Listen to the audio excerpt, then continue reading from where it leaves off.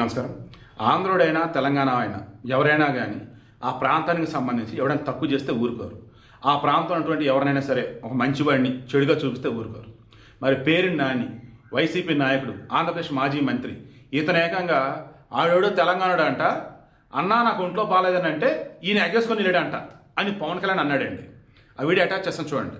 తెలంగాణలో ఎవడో అంట అభిమాని అంట నాకు ఒంట్లో బాగలేదు అన్నయ్య అంటే వచ్చనా తమ్ముడు అని వెళ్ళిపోతున్నాడు. తెలంగాణలో ఎవడో అంట ఒంట్లో బాగోలేదు మా అన్నయ్య కావాలన్న అంటే పరిగెడుతున్నాడు. ఏండి తెలియక అడుగుతున్నాను, ఇదో బతుక చెప్పండి.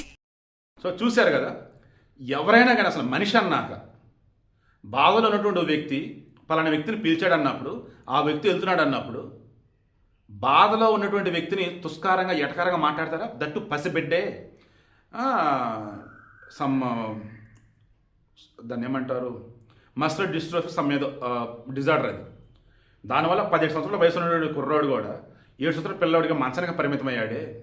ఈరోజు దేశం అంతా కూడా దాన్ని చూసి పవన్ కళ్యాణ్ మెచ్చుకుందే. అది నీకు చెడుగా ఉందా? పవన్ కళ్యాణ్ వాడిని ఈరోజు అంత దేవుడు సూపర్ అదే కొనియాడుతుంటే చూడలేకపోతున్నారా? అసలు వైసీపీలో ఉన్నది మనుషులేనా? వాళ్ళకి మానవత్వం అనేది ఉండదా? లేక వైసీపీలో ఉన్నటువంటి ఆ బానిసలకి, వైసీపీలో ఉన్నటువంటి ఆ కాక్రోచులకి ఇప్పుడు వీళ్ళు బూతులు ఇటువంటి నిందల వేయటాలు ఇదే ఫుడ్డా? నిజంగా మీరే చెప్పండి, ఏమన్నాడు అసలు వీళ్ళని? ఇప్పుడు తెలంగాణ నుంచి ఒక్కరు రెస్పాండ్ అవ్వలేదండి. ఎవడరా నువ్వు ఏం మాట్లాడుతున్నారని ఒక్కలంటే ఒక్కరు కూడా అనలా.